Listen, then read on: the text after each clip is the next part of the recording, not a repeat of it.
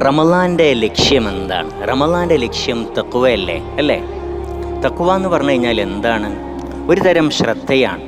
അള്ളാഹു സുബ്ഹാനഹു വ തആലയുമായുള്ള ബന്ധം സ്ട്രോങ് ആവാൻ വേണ്ടിയിട്ട്, ആഴത്തിലുള്ളതാവാൻ വേണ്ടിയിട്ടുള്ള കരുതലിൻ്റെയും ജാഗ്രതയുടെയും ആ ശ്രദ്ധയുടെ പേരാണ് തഖ്വ എന്ന് പറയുന്നത്. നമ്മൾ രണ്ട് വ്യക്തികൾ തമ്മിൽ നല്ല ബന്ധത്തിലാവാൻ വേണ്ടിയിട്ട്, അവരുടെ ബന്ധം വളരെ ആഴത്തിലുള്ളതാവാൻ വേണ്ടി എന്തെല്ലാം ശ്രദ്ധകളും കരുതലുകളൊക്കെ ആ ബന്ധത്തിൽ കീപ്പ് ചെയ്യാറുണ്ട്.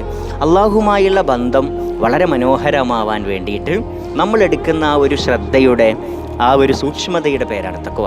ഇപ്പം ഞാൻ പറയട്ടെ, 20 റക്അത്ത് തറാവീഹ് റമളാനിൽ അടിച്ച് ചടപടയിച്ചിട്ട് തീർക്കുകയാണ്. എണ്ണം തീർക്കലാണ് നമ്മുടെ ലക്ഷ്യം. അതിനേക്കാളും എത്രയോ നല്ലതല്ലേ 2 റക്അത്ത് അവധാനതയോടുകൂടെ, ശ്രദ്ധയോടുകൂടെ ആസ്വദിച്ചുകൊണ്ട് നിസ്കരിക്കൽ. ഒരു ശ്രദ്ധയുമില്ലാതെ പേരിന് വേണ്ടിയിട്ട് ഒരു ജുസ് ഓതി തീർക്കുന്നതിനേക്കാൾ എത്രയോ നല്ലതാണ് ഒരു പേജ് അവധാനതയോടെ ശ്രദ്ധയോടുകൂടെ ആഴത്തിൽ ആസ്വദിച്ചുകൊണ്ട് ചെയ്യാം. എല്ലാ കാര്യങ്ങളും അങ്ങനെ. അപ്പോൾ ഈ ഒരു റമളാൻ്റെ ലക്ഷ്യമായിട്ടുള്ള തഖ്വ നമുക്ക് ലഭിക്കണമെങ്കിൽ എന്ത് ചെയ്യണം? ചെയ്യുന്നതിൻ്റെ എണ്ണം കൗണ്ട് പൂർത്തിയാക്കലല്ല നമ്മുടെ ലക്ഷ്യം.